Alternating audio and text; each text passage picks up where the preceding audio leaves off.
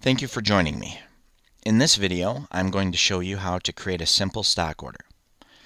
To do this, from the main menu, we're going to go into Inventory.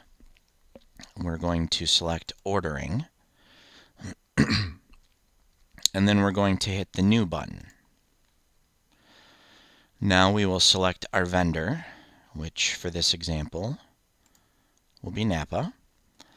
And then, depending on how you have your vendor set up, it may require that you select the order type. For this example, we have outside vendor and the Napa online ordering set up on this vendor, but we're going to choose outside vendor. And now we're ready to add parts. So I'm going to hit the Find button.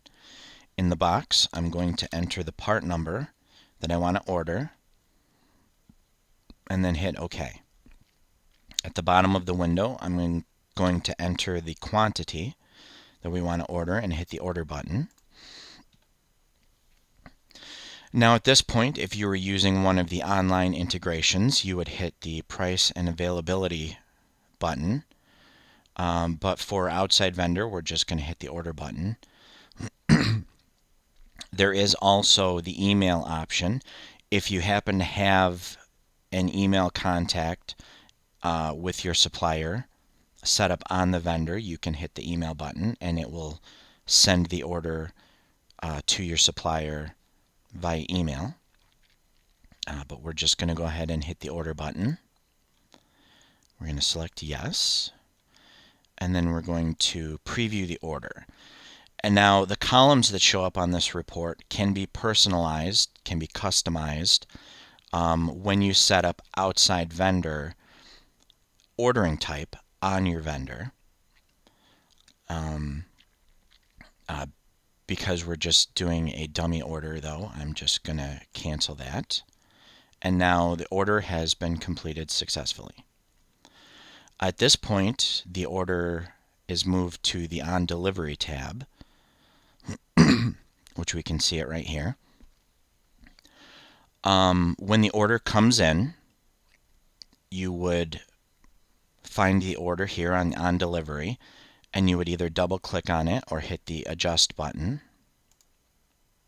You would compare what you ordered with what you actually received from the vendor, based on the vendor invoice that you received.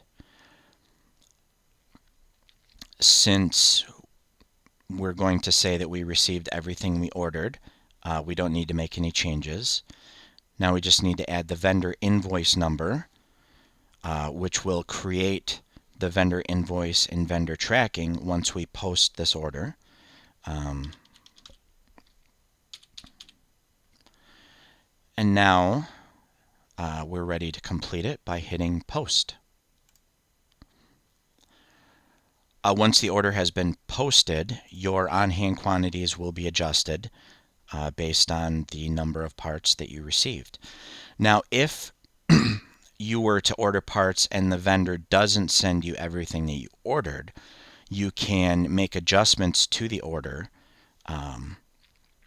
by, again, double-clicking or hitting the Adjust button. You can alter the quantity received to what you actually received from the vendor. And then that brings up the option to place the remaining parts on back order. We're going to go ahead and hit Yes.